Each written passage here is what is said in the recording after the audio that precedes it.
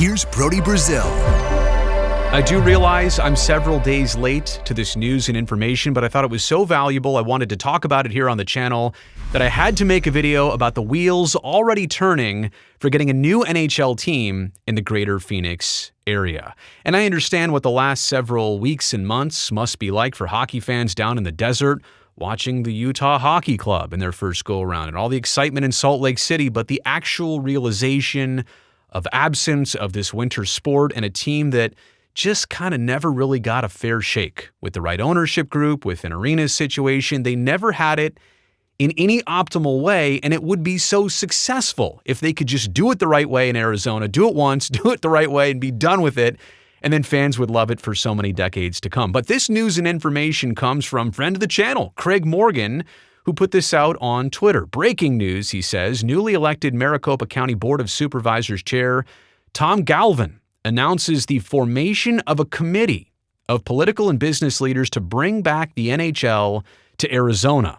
NHL Commissioner Gary Bettman confirmed that he met with Galvin before Christmas via Zoom. So I love the fact that this is coming out afterwards. This has already happened. This is not actually about to happen. Like, the communication has already been in place. This is good for Arizona on a couple different levels. Number one, this starts at the political level, because usually the political level is last to the party. There's a fan group, or there's an interest group, or there's a business group, and then they bring it to the politicians, and the politicians are kind of lukewarm on it, and they say, well, this isn't really our priority. In this case, you've got county-level politicians bringing this to the public's attention and to the NHL's attention, and they've already made contact. I love the fact that it's business, and I'm assuming sports-type leaders. I would have to imagine Shane Doan is part of this conversation, but I like the fact that it's not just politicians. There's business leaders. There's probably some in the sports realm, and they're all going to collaborate here. It's not just a one-flavor party. We're getting a little bit of everybody that needs to be involved. This is a proactive step, I think, to capitalize on timing. This is an important hockey season in Arizona, and I say that, well, there's no team. But if you let this go a year, and then another year, and there's that saying of striking while the iron's hot. I don't know how hot the iron is right now, and if the NHL is just simply going to say, well, we're ready to add another team to go from 32 to 33. They had the promise intact with the Murillo family. Alex Murillo, the former owner who basically abandoned the franchise, he had 5 years to produce a new arena. If he could, he would instantly be awarded an NHL expansion franchise. With the name and likeness of Coyotes, he could get the Coyotes back. He could buy back into getting them back. But I think the longer you wait, if you're Arizona and if you're in the Phoenix area, the harder it is to reemerge that conversation with the NHL, right? So this is a proactive step. It's good timing.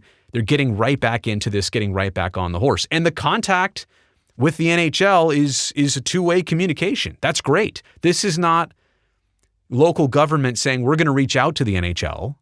This is the report that communication has already happened, and sometimes that alone is half the battle.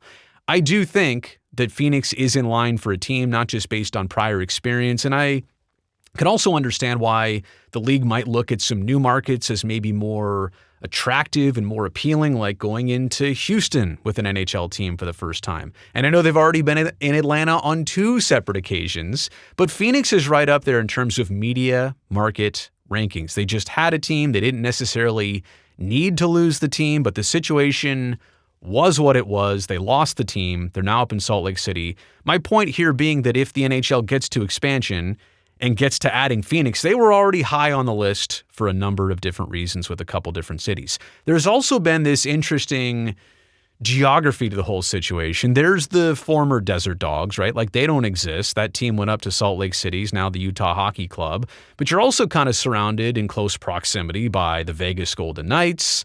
The Colorado Avalanche are not that far away in Denver, and obviously you've got the 2 Southern California teams. And all of those teams, knowing that there's no hockey, no NHL hockey in Phoenix this year, they've started to kind of poach a little bit with the fan base and different fan activations and hockey camps. And so there's a lot of things that those teams could already start doing. And my point is, if you're a hockey fan in the Phoenix area, what are you even doing right now? Are you loyal to the future Coyotes that don't even exist yet? Are you going to give up and be a Golden Knights fan now? What are you going to do? Those other teams right now during this dormant phase of the franchise, they can jump in. Utah has broadcast rights in Arizona.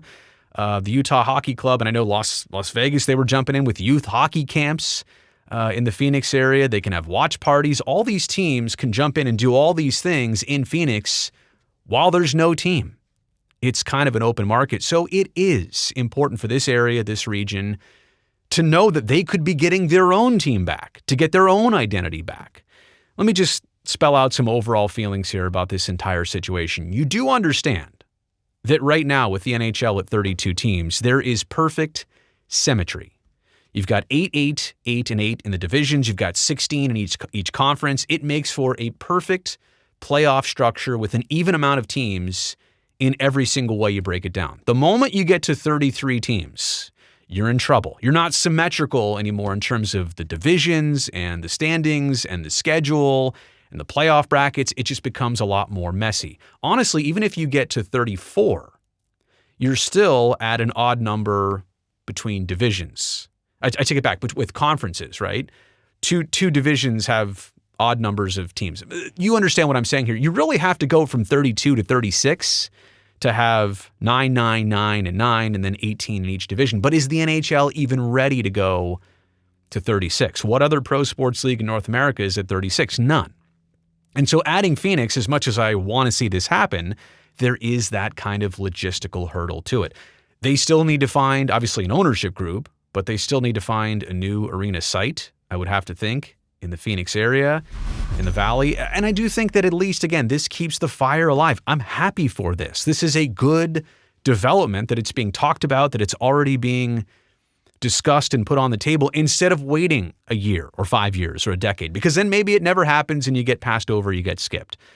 But I do think if you're a fan of hockey in the Valley, it's okay to get excited about this. It's okay to know about this, but it's not okay to think this is for sure the beginning of securing a brand new team. The most sensible piece of advice I think I could give is that you just can't overreact to this either way. You can't think it's a bust and it's not going to happen because this is just talk. It's more than talk.